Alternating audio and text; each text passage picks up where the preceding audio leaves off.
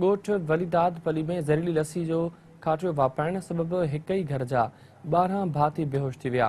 बेहोश थियलनि में नंदलाल, घनश्याम, लाली, पिराणो, कांजी ऐं ॿिया शामिल आहिनि।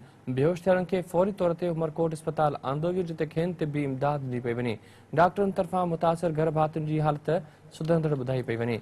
उमरकोट भरिसां ज़हरीली लस्सी वापराइण सबबि हिक ई घर जा 12 भाती बेहोश थी विया, जिन खे इलाज लाइ अस्पताल मुंतक़िल कयो वियो। ॻोठ वलीदाद पली में ज़हरीली लस्सी जो खाटियो वापराइण सबबि हिक ई घर जा 12 भाती बेहोश थी विया।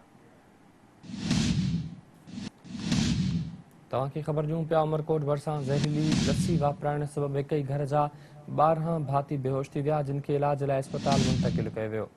ॻोठ वलीदाद पली में ज़हरीली लस्सी जो खाटियो वापराइण सबबि हिक ई घर जा 12 भाती बेहोश थी विया। बेहोश थियलनि में नंदलाल, घनश्याम ऐं ॿिया शामिल आहिनि। बेहोश थियलनि खे फौरी तौर ते उमरकोट अस्पताल आंदो वियो, जिते खेनि तिबी इमदाद ॾिनी पई वञे। डॉक्टरनि तरफ़ां मुतासिर घर भातियुनि जी हालत सुधरंदड़ ॿुधाई पई वञे।